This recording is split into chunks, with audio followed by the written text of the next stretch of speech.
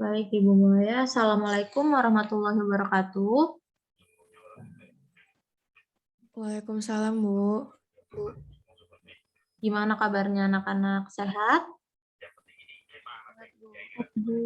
Sehat, alhamdulillah ya. Semoga yang kurang sehat nih bisa diberi kesehatan ya anak-anak. Kemudian, sebelum kita mulai pembelajaran kita pada hari ini, alangkah lebih baiknya jika kita membaca doa terlebih dahulu. Ergi, apakah sudah join lagi, Ergi? Udah, Bu. Baik, Ergi dipimpin. Baik, teman-teman, sebelum memulai pembelajaran biologi pada hari Senin ini, ada baiknya kita berdoa menurut agama dan kepercayaan masing-masing. Berdoa dimulai.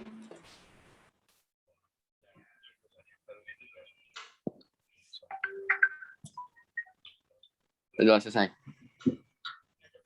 Baik, terima kasih Ergi. Nah, seperti biasa mungkin Ibu ingatkan ya untuk mendata kehadiran kalian, meskipun Ibu juga nge-record dan juga screenshot Zoom ini, tetapi mungkin untuk mendatanya lebih detail, mungkin kalian bisa mengisi link absensi yang udah Ibu kirim di room chat gitu. Jangan lupa ya anak-anak. Kemudian seperti biasa sebelum kita masuk ke pembelajaran kita hari ini, Ibu mau review dulu nih materi kemarin. Kira-kira ada yang masih ingat materi kemarin kita belajar apa? Replikasi DNA, Bu. Baik, jangan lupa untuk menyebutkan nama ya anak-anak. Ya, tadi siapa? Salsalina, Bu. Baik, Salsalina. Kita belajar tentang replikasi DNA. Kira-kira ada yang masih ingat nggak nih? Kenapa sih DNA itu harus direplikasi?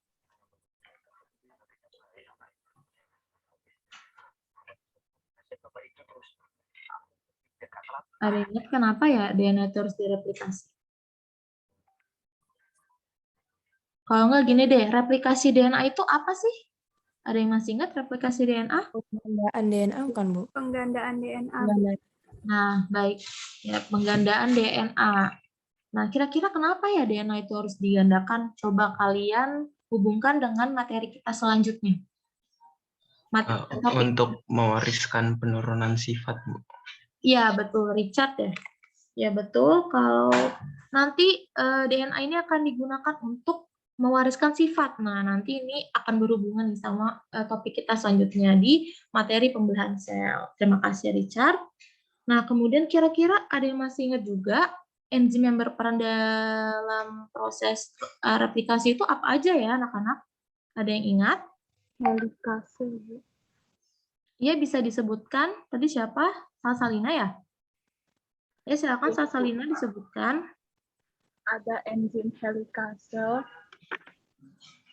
Ya. Kemudian SSB. Ya. Kemudian DNA polimerase, ada yang primase. Baik. Berarti cukup banyak ya. Ada enzim helikase, kemudian ada SSB, kemudian ada apa lagi yang untuk dia enzim itu dia bekerja sama dengan SSB nih agar untai ganda itu tidak bergabung lagi. Kira-kira ada yang tahu enzim apa? Topoimerase bukan? Iya, Rasya dan Nurul tadi yang menyebutkan. Topoisomerase, betul.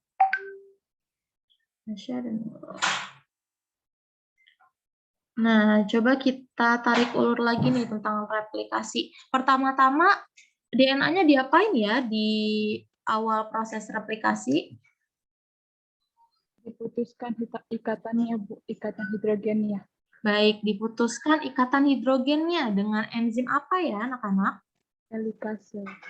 Baik, helikase. Kemudian setelah enzim helikase, enzim apa yang bekerja setelah itu? SSB, Bu. SSB dan juga apa? Primase, Bu. Topoisomerase. Nah, berfungsi untuk apa, anak-anak? Menstabilkan, Bu. Baik, menstabilkan ya, agar DNA yang tadi sudah terpisah menjadi dua untai tidak bergabung kembali. Nah, dua untai ini ada sebutannya nih, ada yang masih ingat nggak nih? Yang belakangnya strand-strand. Oh, leading strand. Betul, Binta. Ada Bagas ya. Ada leading strand sama leading strand. Nah, yang leading bedanya apa nih antara keduanya? Yang leading strand tuh berjalan searah dengan pembukaan, Bu. Baik, itu leading. Kalau lagging gimana lagging? Berlawanan, Bu, dari 3 aksen ke 5 aksen. Baik, berlawanan ya. Tapi pada dasarnya mekanismenya itu mirip atau sama. Nanti di awal ada apa anak-anak sebelum DNA polimerasenya membentuk untai DNA baru? Ada apa anak-anak untuk menandakan? Fragmen Okazaki bukan, Bu? Oke, ada fragmen Okazaki di bagian leading strand. Nah, pada leading strand ada apa anak-anak untuk mengawali replikasi? RNA, Bu. Tapi primase, Bu. Baik, primase ya. Primase akan membentuk primer atau penanda. Nah, setelah RNA primer itu maka baru dilanjutkan oleh DNA polimerase. Nah, pada leading strand seperti itu. Cuman pada leading strand karena dia tidak kontinu, melainkan discontinu, maka akan terbentuk fragmen Okazaki gitu. Nah, yang terakhir nanti ada DNA ligase ya, anak-anak, ada enzim ligase yang akan merapihkan struktur DNA yang baru itu gitu. Sehingga mirip gitu dengan DNA cetakannya. Sampai sini apakah dapat dipahami untuk materi replikasi anak-anak? Sebelum kita lanjut? Bisa, Ibu. Bisa, Bu. Bisa, Bu. Bisa, Ibu. Baik, bisa ya. Ibu harap yang paham dan mengerti tidak hanya menjawab tadi anak-anak, tetapi yang lainnya juga ya anak-anak. Dan kalau semisalnya ada yang ingin ditanyakan nih tentang materi ini, bisa langsung ditanyakan saja, tidak apa-apa misalkan materinya sudah lewat gitu. Baik, mungkin Ibu juga sudah menginformasikan bahwa hari ini kita akan belajar apa anak-anak? Sintesis Protein, protein, Bu. Bu. Baik, sintesis protein. Ini Ibu. Nah, kode genetik. Kalau kalian kode genetik, ada yang masih ingat dan nih tentang kode genetik? Kita sempat menyinggung ini nih di pertemuan tentang substansi genetik pas kita bahas DNA, kromosom, dan juga gen. Ada yang masih ingat kode genetik itu apa?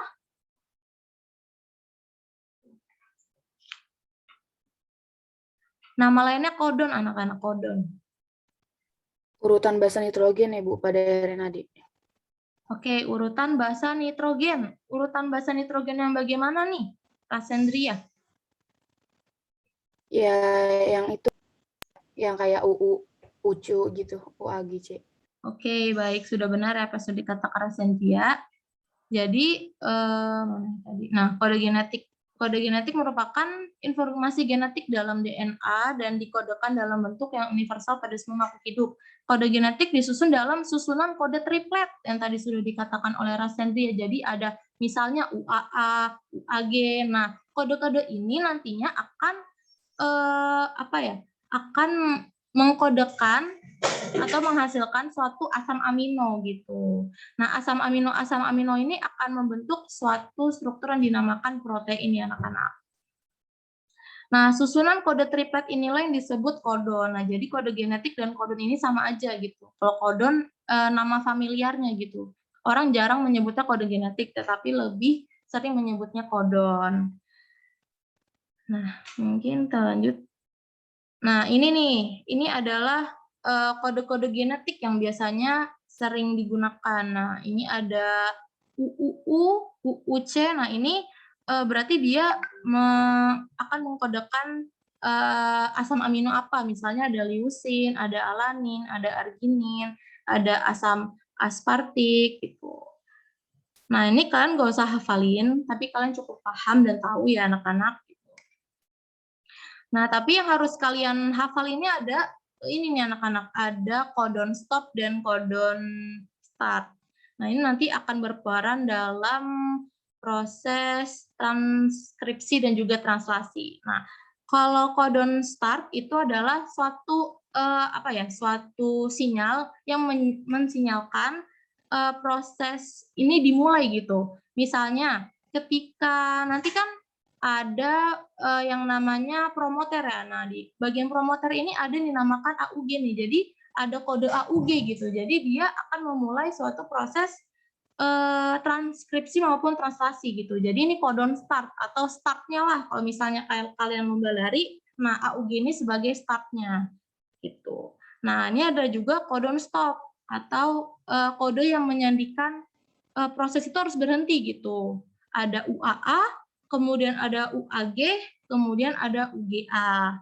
Untuk metionin atau codon start itu hanya satu aja nih kodenya, yaitu AUG. Sedangkan untuk codon stop itu ada 3 gitu.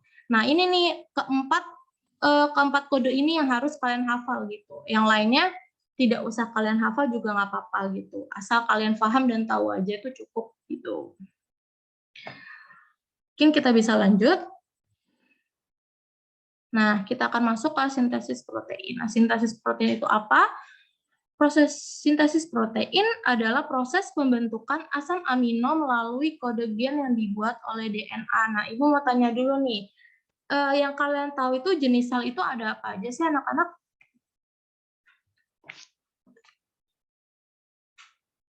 Jenis sel, ada yang tahu? Jenis Ada sel? 2 nggak sih, Bu? 2 bukan, Bu? Iya, 2 apa saja anak-anak? Prokaryotik sama eukaryotik. Oh, Bu. Baik, ada Oh, sama prokaryotik dan eukaryotik ya. Nah, perbedaan dari keduanya adakah yang masih ingat? Perbedaan mendasarnya nih antara sel prokaryotik dan eukaryotik. Intinya bukan sih, Bu? Baik, ada dan tidaknya membran inti tadi siapa yang menjawab? Indira Rifki, Bu. Baik, Indira Rifki ya, benar. Sudah dikatakan bahwa Indira Rifki bahwa untuk sel prokaryotik dia tidak memiliki membran inti, sedangkan untuk sel eukaryotik itu memiliki membran inti. Nah, kenapa sih Bu bahas itu lagi? Nah, karena berhubungan juga nih dengan sintesis protein. Nah, Ibu punya 2 gambar nih. Kira-kira yang sel prokaryotik tuh yang mana ya anak-anak, yang gambar A atau yang B nih?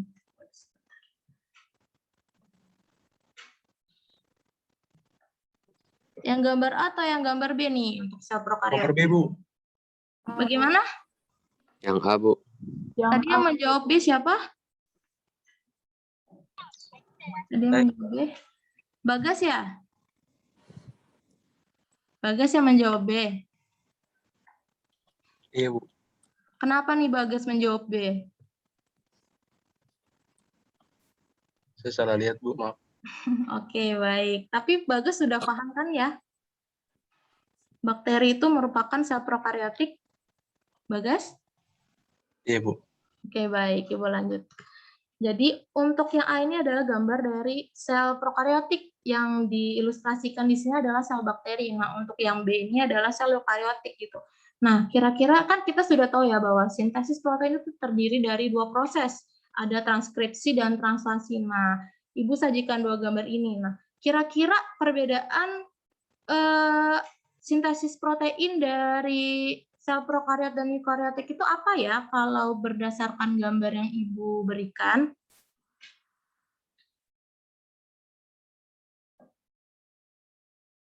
Tempat kerjanya bukan sih, Bu? Baik, Azizah. Tempat kerjanya. Maksudnya tempat kerjanya gimana nih, Azizah? Bisa dijelaskan lagi?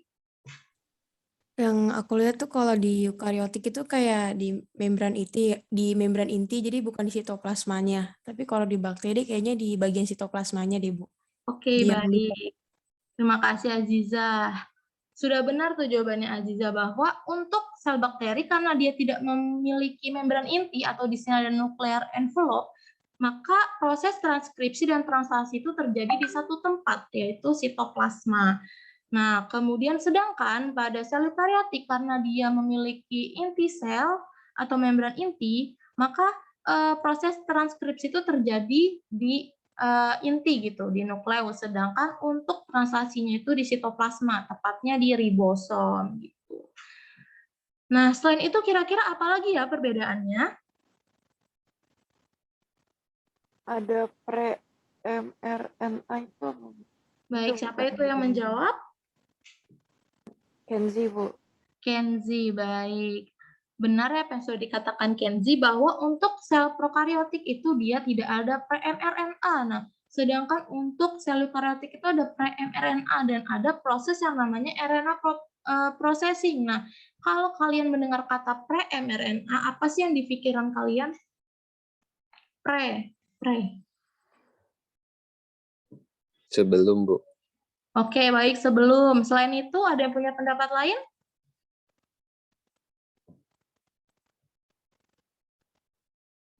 Menjelang atau lagi membentuk, Bu. Oke, selain itu, ada yang punya pendapat lain? Ayo, satu lagi. Pendapat lain, ayo.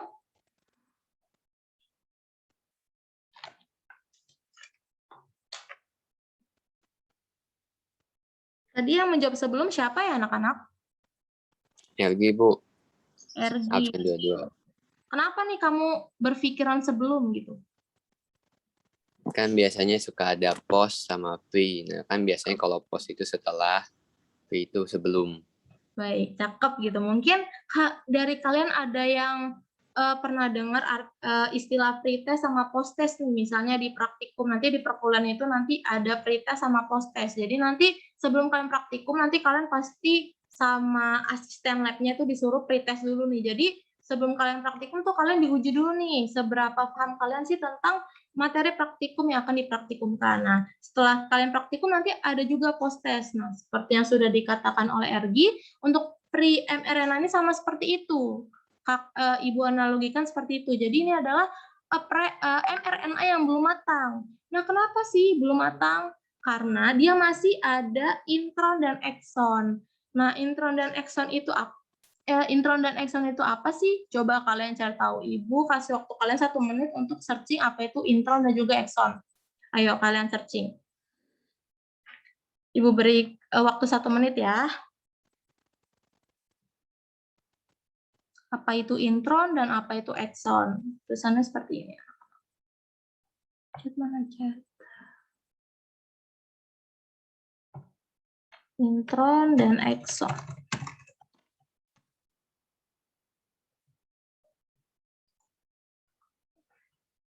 Kalau ada yang bisa menjawab, bisa langsung on mic ya anak-anak. Tadi siapa yang ingin menjawab? Jesse, Bu. Baik, Jessie silahkan. Intron adalah urutan nukleotida yang ditemukan dalam gen dan hilang saat penambungan RNA ketika sebuah molekul RNA matang dihasilkan. Kalau ekson itu adalah urutan asam nukleat yang hadir dalam molekul RNA matang. Nah, ada yang punya jawaban lain, anak-anak? Terima kasih ya, Jessie. Sebelumnya ada yang punya pendapat lain?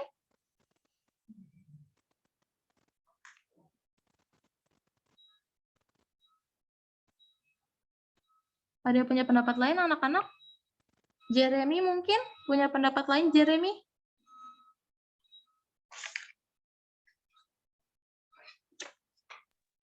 Kurang lebih sama, Bu, sama Jesse. Oke, baik. Jadi untuk intron ini, kalau ekson itu merupakan suatu kode gen yang tadi, tetapi dia akan menjadikan suatu asam amino yang tadi. Sedangkan untuk intron dia suatu wilayah pada DNA yang tidak akan menyandikan asam amino. Jadi dia harus dibuang gitu. Karena kalau dibuang nanti dia akan menyebabkan kesalahan gitu. Kesalahan jadi produk yang dihasilkan itu tidak sesuai dengan apa yang dimau oleh sel gitu. Jadi nanti hasilnya akan berbeda gitu. Jadi mungkin kita bisa lanjut.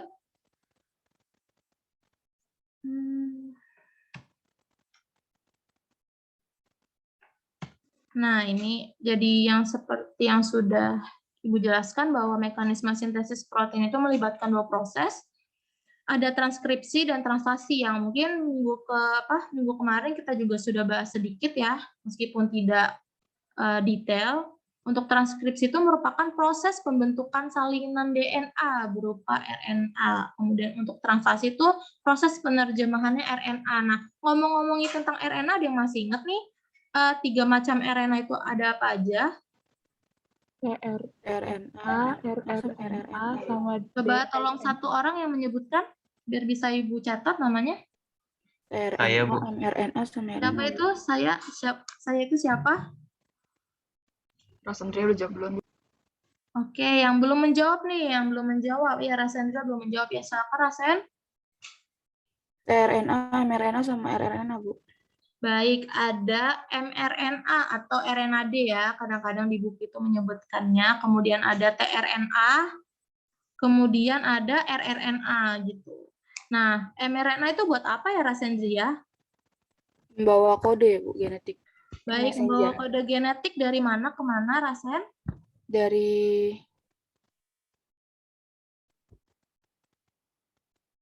sebentar, Coba. Bu, lupa. Ya. Transkripsi itu terjadi di mana pada sel eukariot, Rasen? Di itu, Bu. Di sitoplasma. Oke, menuju ke mana, Rasen? Tempat translasi di mana, Rasen? Translasi di ribosom, Bu. Ya, baik. Berarti untuk mengantarkan hasil transkripsi menuju ribosom ya, anak-anak gitu. Kemudian ada tRNA. Nah, tRNA ini berfungsi untuk apa, anak-anak? Rasen, mungkin Rasen? tRNA? tRNA untuk itu, Bu, pembentukan asam amino. Baik, nanti tRNA akan berperan dalam proses translasi ya. Dia akan membawa asam amino dan dia akan masuk ke salah satu ruang pada ribosom di proses translasi nanti. Kemudian ada rRNA. Nah, ini untuk apa anak-anak? Namanya juga ribosom RNA, berarti untuk Pengatur dalam sintesis protein bukan, Bu? bagaimana Julianti? Pengatur dalam sintesis protein. Baik, kira-kira ada yang punya pendapat lain?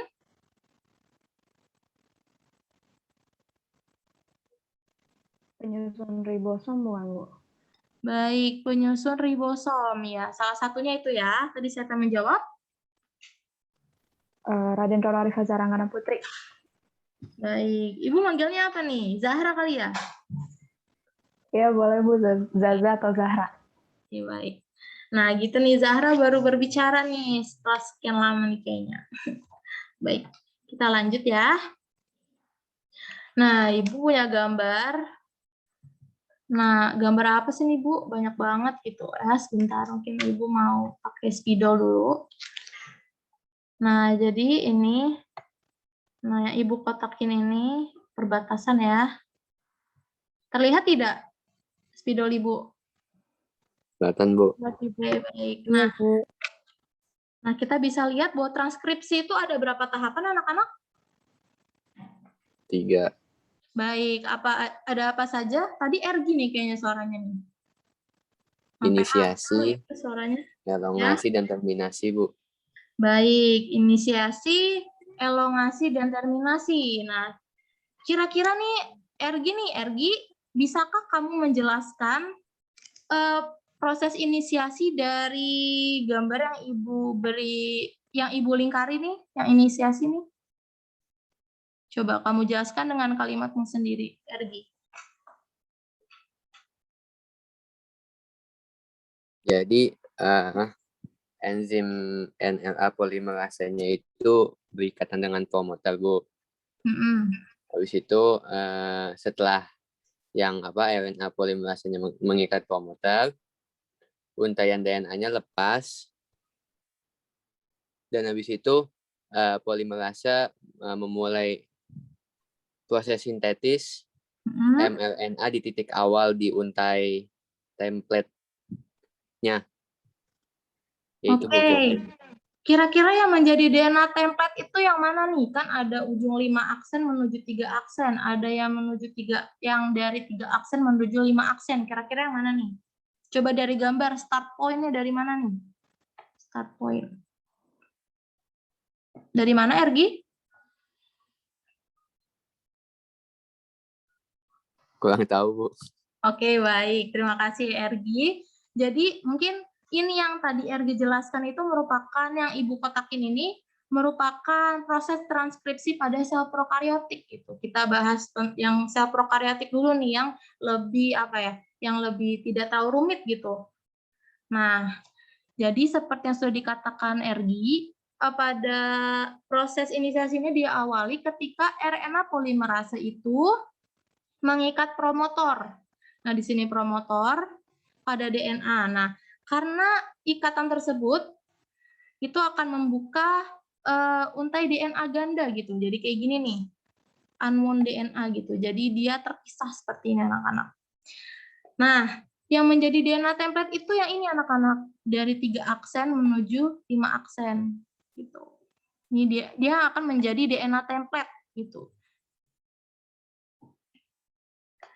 Nah, di titik promotor inilah nanti biasanya akan ada codon stop. Biasanya si anak-anak ada codon stop. Nah, disitulah si RNA polimerase itu akan memulai pembentukan mRNA dari DNA template gitu. Kemudian tahap kedua ada elongasi. Kira-kira di sini ada yang bisa nggak nih menjelaskan proses elongasi dari gambar yang Ibu berikan nih, yang Ibu beri tanda nih elongasi. Kira-kira ada yang... Saya, Bu. Ya, saya itu siapa? Richard ya? Iya, Bu. Ya, silakan Richard. Jadi proses elongasi atau pemanjangan ini dari enzim polimerase kemudian menyusun untaian nukleotida RNA dari arah 5 aksen ke 3 aksen. Ntar terjadi pemanjangan RNA. Terus RNA ya, itu ntar membentuk basa adenin dengan urasil. Oke, baik. Jadi, Gitu. Oke, baik. Terima kasih, Richard ya. Jadi seperti namanya elongasi atau pemanjangan. Jadi ini adalah proses, di sinilah proses inti gitu. Di sini ada proses pembuatan mRNA gitu. Nah, yang dimulai DNA template-nya itu bermulai dari ini 3 aksen menuju 5 aksen. Karena template-nya itu dari 3 aksen menuju 5 aksen, jadi hasilnya atau RNA transkripnya itu arahnya dari 5 aksen menuju 3 aksen ya anak-anak nih. Nah, ini nih RNA transkrip atau hasilnya. Untuk elongasi seperti itu saja gitu prosesnya. Kemudian untuk terminasi nih, adakah yang bisa menjelaskan? Saya mau nyoba, Bu. Ya, Julianti ya, silakan Ya. Julianti. Terminasi itu kan merupakan tahap akhir translasi. Jadi nanti elongasi berlanjut hingga codon stop mencapai ribosom. Terus nanti triplet basa codon stop yaitu UAA, UAG, dan UGA. Itu nanti gak mengkode asam amino, Bu, melainkan bertindak memberikan sinyal untuk menghentikan translasi, Bu. Transkripsi mungkin Julianti. Ya, Bu. Ya, betul apa yang sudah dikatakan oleh Julianti. Jadi ada nanti di DNA template itu yang dinamakan codon stop yang tadi Ibu beritahu kalian yang 3 tadi itu. Nah, ketika RNA polimerase sudah mencapai codon stop, maka dia akan mengkodekan sinyal untuk berhenti gitu. Jadi proses transkripsinya sudah sampai situ aja gitu. Nah, kalau dia RNA polimerase sudah mencapai tadi codon stop, maka si RNA transkripnya itu akan terlepas nih anak-anak ini yang komplit RNA transkripnya, dan juga polimerasenya juga akan terlepas yang tadi dari DNA gitu. Nah, jadi deh ini RNA yang akan dibawa ke proses translasi. Kalau pada sel prokariot kan bisa langsung ya anak-anak gitu. Coba kalau kita bandingkan pada sel eukariot nih, dia ada pada sel nukleus gitu, transkripsi. Nah, mungkin Ibu jelaskan ya perbedaan. Nah, ini untuk yang sel eukariotik, yang ini, yang satu, ini, tahapan 1. Nah, mungkin Ibu jelaskan perbedaan dari sel eukariotik dan prokariotik pada tahapan transkripsinya. Jadi pada sel prokariotik tadi kan promoternya itu tidak spesifik ya anak-anak. Jadi di beberapa sumber itu hanya dikatakan promoter gitu. Nah, tapi pada eukariotik, pada promoter, ini kan ada promoter ya anak-anak, wilayah promoter. Nah, ada yang dinamakan suatu box gitu, yang dinamakan tata box gitu. Nah, tata box ini berperan sebagai situs pengikatan. Situs pengikatan apa? Di sini situs pengikatan dari faktor transkripsi gitu. Several transcription factor. Nah, berbeda dengan sel prokariotik, untuk sel eukariotik yang pertama kali yang akan menempel dengan tata box atau bagian dari promoter itu adalah faktor transkripsi. bukan si RNA polimerase gitu. Faktor transkripsinya mengikat dulu dengan tata box, nah baru dilanjutkan dengan ini anak-anak, dengan RNA polimerase gitu. Nah, kemudian setelah RNA polimerase itu menempel, maka terjadilah elongasi sama seperti pada sel prokaryotik gitu. Sama saja gitu. Arahnya pun juga sama.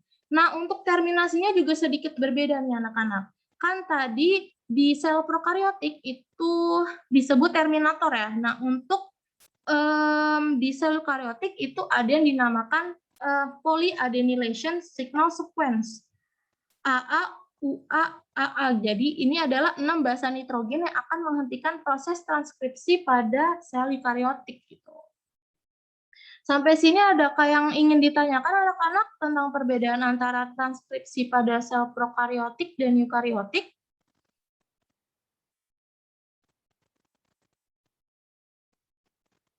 Halo anak-anak, apakah bisa dapat dipahami untuk saat ini? Atau ada yang ingin ditanyakan anak-anak sebelum kita lanjut?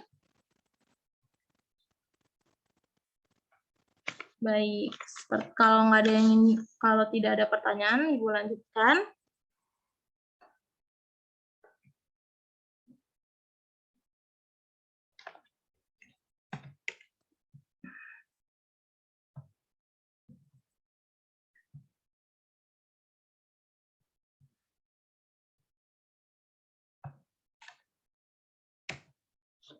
Aduh, ini kenapa nggak bisa lanjut?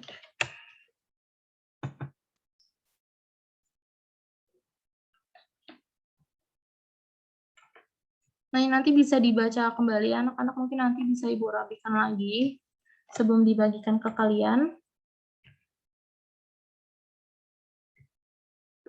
Nah, jadi tadi kan sudah Ibu katakan ya bahwa pada proses transkripsi ini,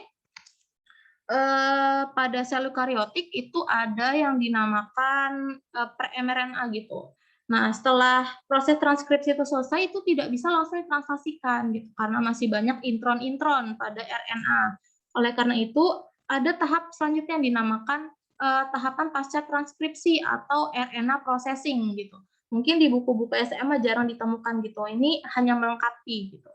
Jadi pada tahapan RNA processing ini yang pertama ada tahapan penambahan 5 aksen cap dan juga 3 aksen polytail gitu. Jadi nanti di depannya seperti ini anak-anak. Jadi di depannya di sini kan ada sebentar. Nah, ini tuh adalah ini. Bukan anak-anak. Salah. Nah, ini adalah wilayah yang mengkodekan asam amino gitu. Nah, sedangkan untuk yang ini, yang UTR ini itu tidak mengkodekan asam amino atau yang tadi kita sebut dengan intron gitu. Yang ini yang 5 UTR. Nah, tapi sebelum kita potong ini ada proses penambahan dulu nih, penambahan 5 cap. Ini 5 cap itu apa? Kalian nggak usah pelajari, nanti kalian bingung. Pokoknya ada penambahan guanin atau cap ini 5 aksen cap dengan pada kepalanya, kemudian ada penambahan ekor atau polyatel gitu. Nah, ini berfungsi untuk apa? Ini nanti berfungsi untuk melindungi gitu, melindungi si mRNA tadi yang sudah diproses dalam perjalanannya dari nukleus menuju ribosom, karena seperti halnya seperti kita dalam perjalanan gitu, kadang-kadang ada kendala-kendala gitu. Nah, jadi untuk menghindari kendala-kendala tersebut harus ada yang mendampingi nih, yaitu 5 aksen cap dan juga polyatel gitu. Jadi pokoknya fungsinya itu untuk melindungi gitu, melindungi mRNA yang nanti akan ditranslasikan gitu pada intinya. Nah, setelah ada cap dan tail ini, kemudian barulah di splicing atau diedit atau dipotong nih. Ini kita bisa lihat ada intron yang harus kita potong nih, intron anak-anak harus dipotong. Nah, proses pemotongan itu disebut dengan mekanisme splicing. Nah, Nah, mekanisme splicing ini dibantu oleh splisosom yang terdiri dari small RNA. Nah, di sini nih proses. Ya, pokoknya kalian nggak usah belajar itulah terlalu jauh gitu. Yang penting kalian tahu ada mekanisme splicing gitu atau pemotongan intron oleh splisosom. Splisosom. Oke, kita bisa lanjut. Ibu ada video agar kalian bisa terbayang lagi. Ini sedikit terada lama untuk next slide-nya.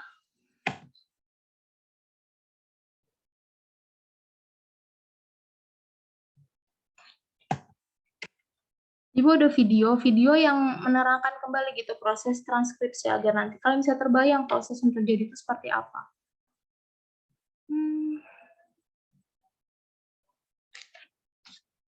Belum terganti ya anak-anak slide-nya?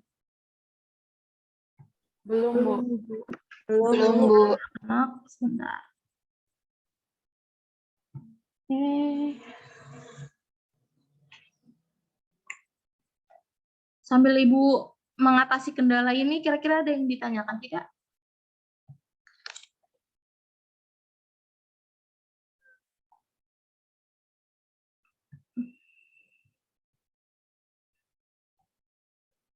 Ibu, saya screen dari sini aja. Bentar, tadi berarti udah nyampe. Kita lanjut ke video aja, video transkripsi.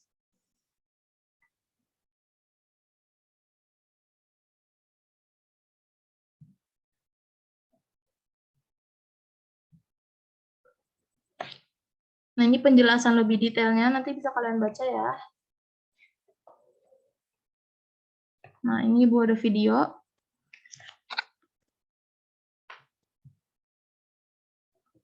Mudah-mudahan bisa terdengar ya Allah.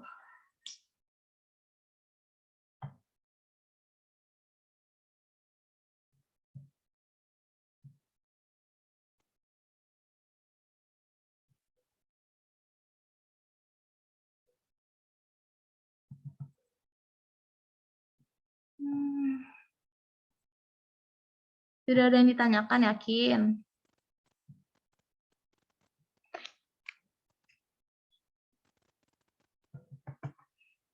Kenapa nggak bisa next ya?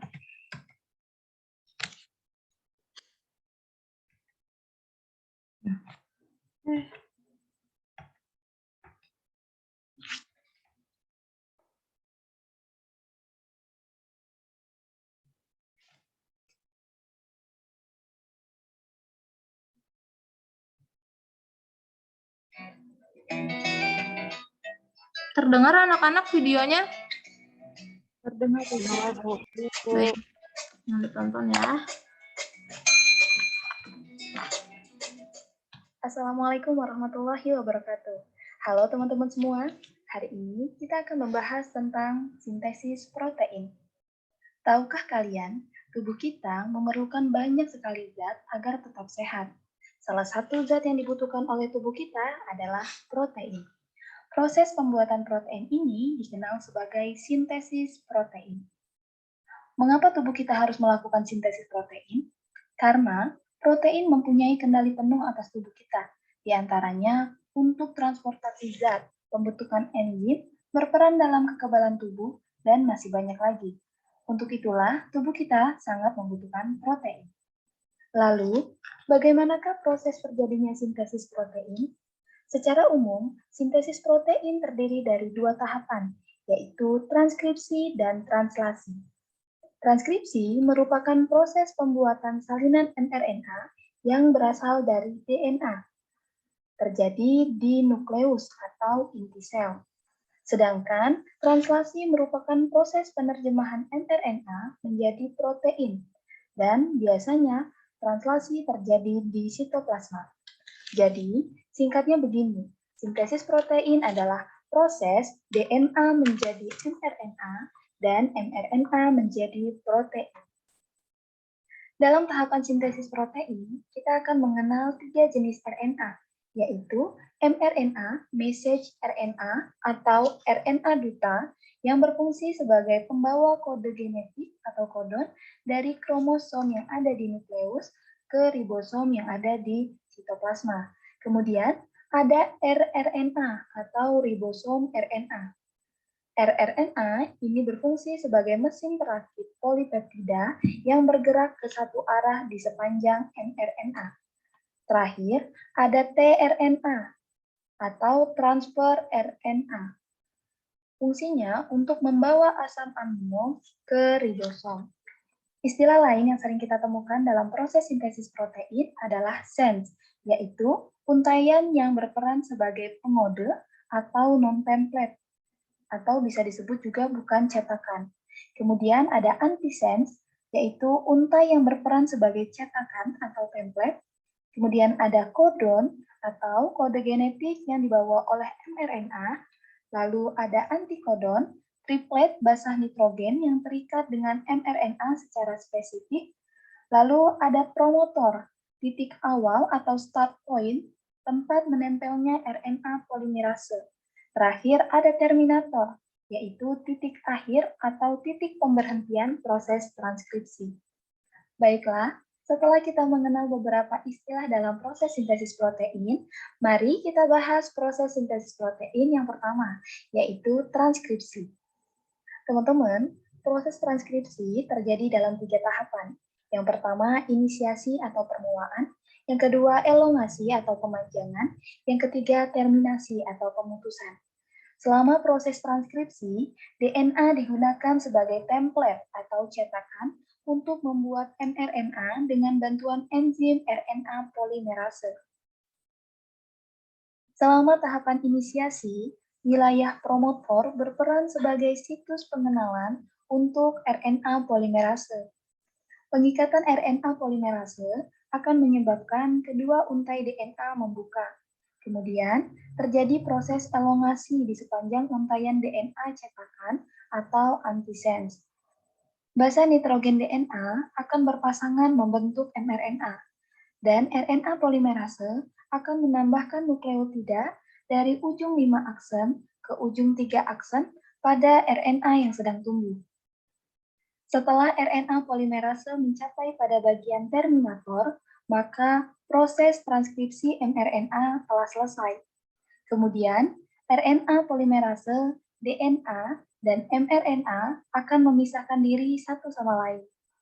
Untaian mRNA yang telah dibuat selama proses transkripsi terdiri dari 2 wilayah, yaitu ekson atau wilayah kode untuk protein dan bagian non-coding yang disebut intron.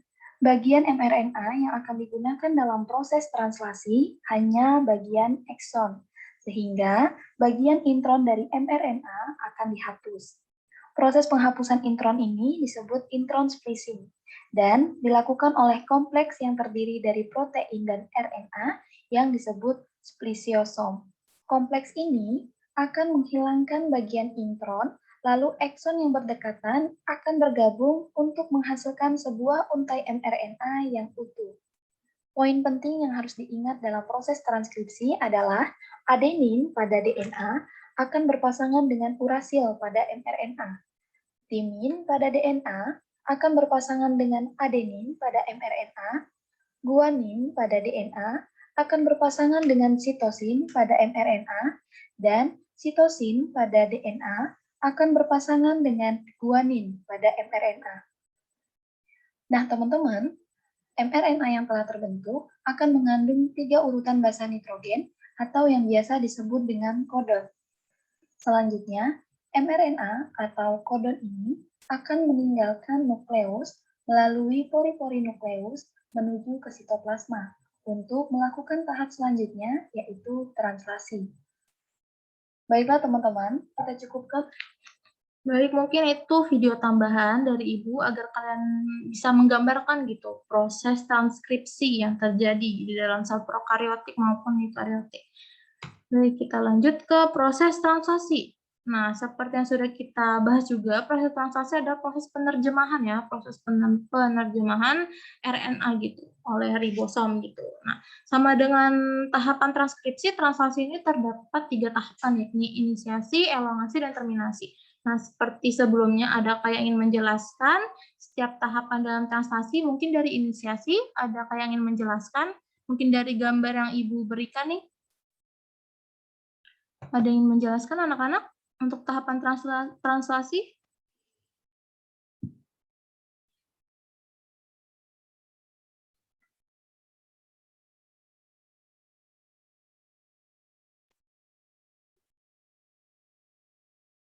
Baik, mungkin masih belum terbayang ya. Oke, mungkin Ibu jelaskan saja. Jadi untuk tahap inisiasi ini diawali dari terikatnya subunit kecil anak-anak nih, subunit kecil.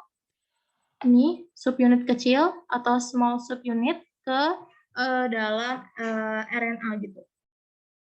Ke codon start atau codon start. Kemudian setiap asam amino dibawa ke ribosom oleh tRNA spesifik. Jadi setelah smaller subunit ini menempel, kemudian dilanjutkan oleh tRNA yang membawa asam amino metionin untuk codon start gitu. Nah ini, kemudian akibat adanya metionin maka ribosom besar juga akan mengikat pada mRNA gitu. Jadi akan terbentuk kompleks ribosom gitu. Nah, di kompleks ribosom ini ada 3 situs ruangan atau 3 ruangan nih. Ada E, P, dan A. Kira-kira ada yang tahu E itu apa, P itu apa, dan A itu apa? Ini ada E. Kemudian ini ada A, EPA kan biasanya. Nah, Saya Bu mau nyoba. Jessie silakan. Kalau situs P itu situs peptidal tRNA yang menampung tRNA yang membawa rantai polipeptida yang lagi tumbuh. Terus, kalau misalnya situs A itu aminoasil tRNA yang menampung tRNA yang mengangkut asam amino yang akan nanti ditambahkan ke rantai tersebut. Nah, habis itu ada situs E, yaitu tempat keluarnya. Jadi ribosom ini di sini menahan tRNA dan mRNA dalam posisi yang sangat berdekatan dan menempatkan asam amino yang baru, terus ditambahin ke ujung karboksil polipeptida yang sedang tumbuh, Bu. Oke, baik. Terima kasih. Jadi, terima kasih Jessie atas jawabannya. Jadi, pada intinya, E itu maksudnya exit gitu. Jadi, E ini tempat keluarnya si tRNA ini setelah dia membawa asam amino gitu. Kemudian P itu situs peptidil. Nah, perpanjangan tuh ada di situs P nih anak-anak. Nah, untuk yang A itu aseptor atau tempat enter atau tempat masuknya si tRNA ini. Nah, si pertama-tama tRNA ini masuk di tengah nih atau di ruang P namanya nih, ruang P. Nah, setelah itu sudah nih terjadi proses inisiasi. Kemudian tahap kedua tuh elongasi atau perpanjangan. Jadi ketika ini udah menempel nih si UAC, AUG ini yang bersifat untuk codon start untuk memulai tahap translasi, maka si metionin ini akan memberikan tRNA ini akan memberikan asam aminonya ke ke tRNA selanjutnya gitu. Nih kan bisa dilihat nih perbedaannya. Jadi ada pemberian asam amino gitu. Nah, kemudian ribosomnya bergeser, lalu si ini nih yang tRNA yang membawa metionin tadi, dia akan ada di situs E nih, situs E. Nah, dia akan keluar di sini. Dia akan keluar, dan yang tadinya valin ini ada di situs A, maka dia akan bergeser nih, dia akan ada di situs P di tengah dan membawa 2 asam amino yaitu metionin dan juga valin. Kemudian selanjutnya ada misalnya ada P ini yang baru, dia akan masuk ke situs A, kemudian akan bergeser dan begitu seterusnya gitu. Nah, ketika tahap terminasi itu terjadi kapan? Jadi ketika ada yang dinamakan release factor. Nah, si ACU ini, ketika release factor ini udah masuk ke situs A, maka dia akan memberhentikan proses dari translasi gitu. Nah, kemudian ketika dia sudah menempel nih, maka polipeptida ini akan terlepas dan juga semuanya akan terlepas nih menjadi satuan-satuan unit sebelumnya. Jadi yang tadinya kompleks ribosom yang terdiri dari ribosom besar dan ribosom kecil, maka dia akan terpisah. Kemudian polipeptidanya juga akan terpisah gitu. Jadi semuanya komponennya akan terpisah gitu.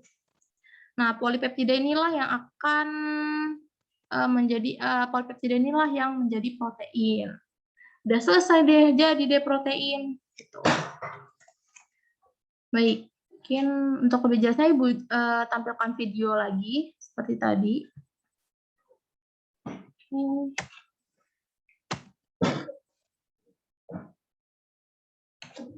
Sampai sini ada yang ditanyakan anak-anak?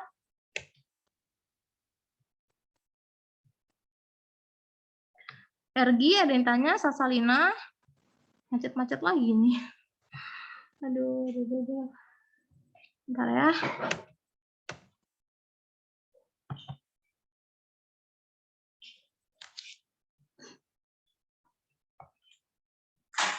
Nah, ini nanti penjelasannya, sekalian baca. Nah, kita tonton video dulu, sebentar, 6 menit.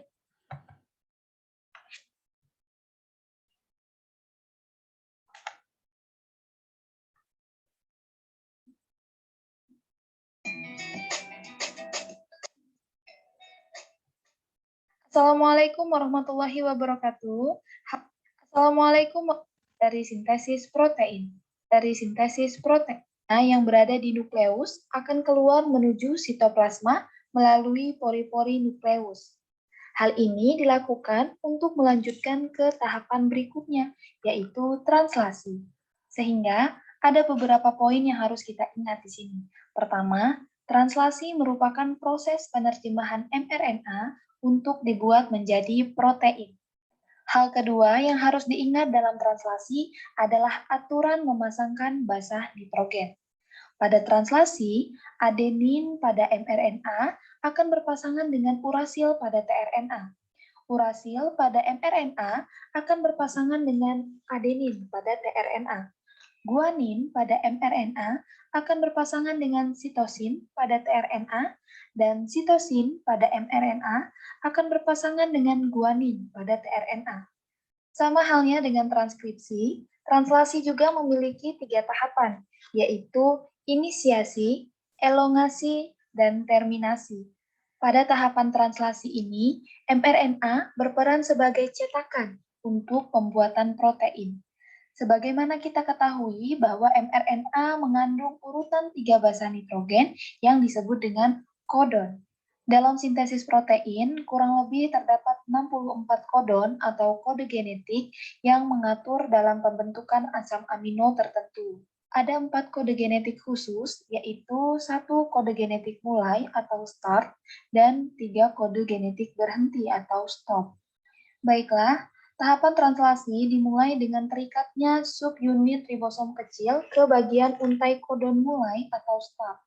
Kemudian, setiap asam amino dibawa ke ribosom oleh tRNA spesifik.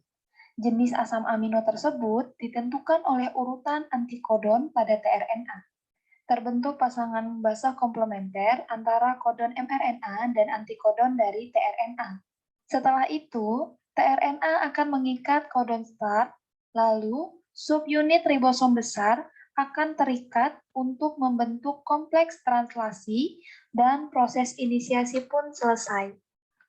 Dalam subunit ribosom besar, terdapat 3 ruang berbeda yang disebut dengan situs E untuk exit, P untuk peptidil, dan A untuk aseptor. Selama elongasi, setiap asam amino dibawa ke untai mRNA oleh tRNA melalui pasangan basa yang sesuai dengan kodon dan antikodon. Setiap antikodon pada tRNA merupakan kode yang sesuai dengan asam amino tertentu. Ketika ada sebuah tRNA dengan muatan asam amino yang berikatan pada situs A, maka akan terjadi pemutusan asam amino pada situs P, yang mengakibatkan asam amino berpindah pada situs A dan membentuk ikatan peptida.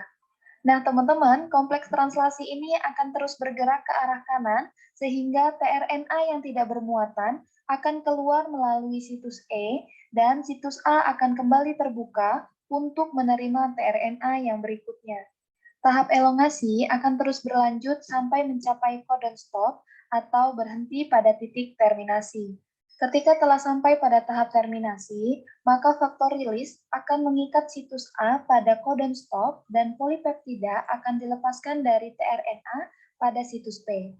Kemudian, seluruh kompleks memisah dan proses akan dimulai lagi pada tahap inisiasi. Demikianlah tahapan dari proses translasi. Nah, teman-teman, tujuan dari translasi itu adalah untuk menghasilkan protein atau polipeptida dengan cepat dan akurat. Protein hasil translasi ini nantinya akan digunakan oleh tubuh kita dalam bentuk enzim, hormon, dan protein lainnya. Baiklah teman-teman.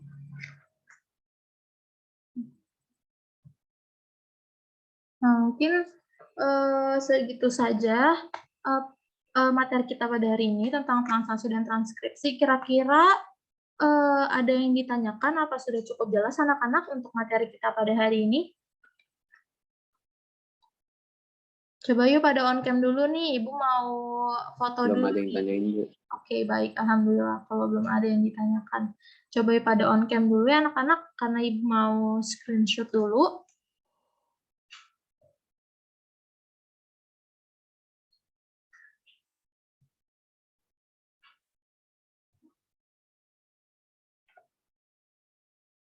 Baik, masih Ibu tunggu yang belum on cam, yang tidak terkendala. Baik, mungkin Ibu beri aba-aba ya. 1, 2, 3, senyum. Oke, baik. Terima kasih anak-anak. Nah, karena seperti biasa di akhir pembelajaran, adakah yang ingin memberikan kesimpulan dari pembelajaran kita pada hari ini?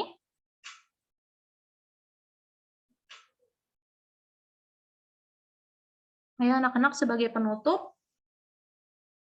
Alia, apakah masih di Zoom, Alia? Bisa memberikan kesimpulan, Nak?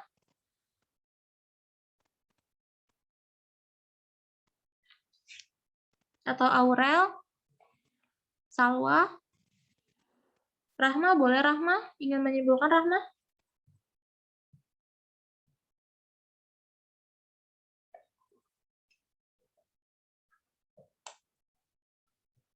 Masa Ergi lagi sih? Masa Richard lagi? Ayo anak-anak, ada yang ingin menyimpulkan? Bu, saya mau simpulin, Bu. Indira Rivia, ayo silakan, Nak. Ya, mungkin ini singkat banget, Bu, tentang transkripsi dan translasi aja. Jadi DNA itu melakukan transkripsinya itu di dalam inti sel membentuk RNA. Kemudian mRNA meninggalkan inti sel menuju ribosom dengan membawa kodon. Nah, kemudian tRNA akan membawa asam amino sesuai kodon menuju ribosom. Tahap ini yang disebut translasi. Kemudian asam amino dirangkai sesuai kode genetik pada kodon untuk terbentuknya senyawa polipeptida protein gitu, Bu. Oke, baik Indira Rivia, terima kasih. Kira-kira ada yang ingin menambahkan nggak nih dari pernyataan Indira?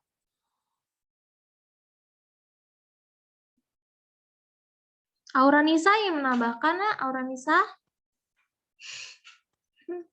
Ayo nggak apa-apa, salah nggak apa-apa kok, Nak. Nggak apa-apa. Ayo Nisa.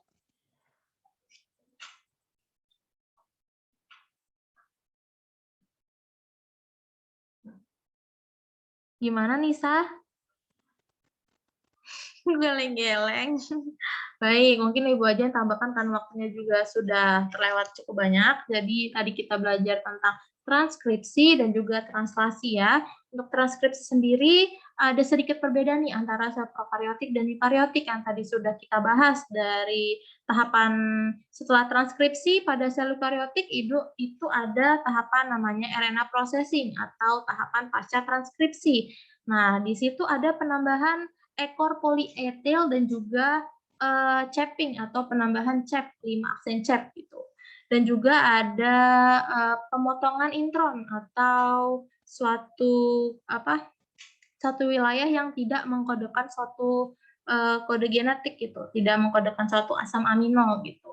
Nah, tempatnya juga berbeda. Pada sel prokaryotik itu keseluruhan prosesnya terjadi pada sitoplasma, sedangkan pada sel eukaryotik itu tidak demikian gitu. Kemudian pada tahap transkripsi ada 3 tahapan yang tadi sudah kita jelaskan. Kemudian translasi juga ada 3 tahapan dan itu melibatkan ribosom rRNA dan juga tRNA. tRNA akan membawa asam amino yang sesuai dengan kodon dari mRNA, kemudian rRNA yang akan membantu proses translasi gitu, yang akan membentuk polipeptida berupa protein. Nah, secara singkat seperti itu gitu ya. Mungkin nanti Ibu akan bagikan PPT-nya dan juga videonya. Oke, baik. Titis sebentar ya, Titis. Pakai sebentar. Oke. Yes, is the house now. Oke. Baik, mungkin segitu saja dari Ibu. Sekali lagi nih, benar nih nggak ada yang ingin ditanyakan anak-anak? Belum ada, Bu. Belum ada, baik. Nanti kalau ada pertanyaan, semisalnya nih kalian lagi belajar PPT-nya lagi, kalau ada yang ingin ditanyakan bisa langsung chat di WA group atau bisa diskusi ya. Mungkin nanti juga Ibu berikan latihan soal mungkin ya, tapi Ibu belum buat. Nanti Ibu akan buat nanti. Pak Semarwoto ada yang ditambahkan, Pak?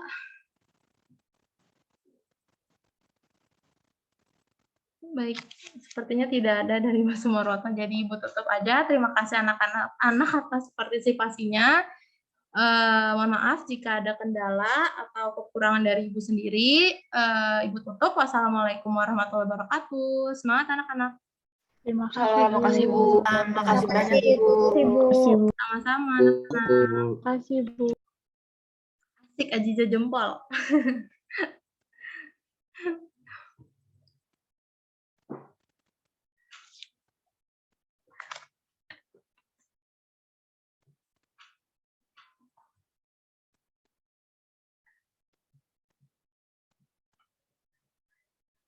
Oh iya, belum di stop.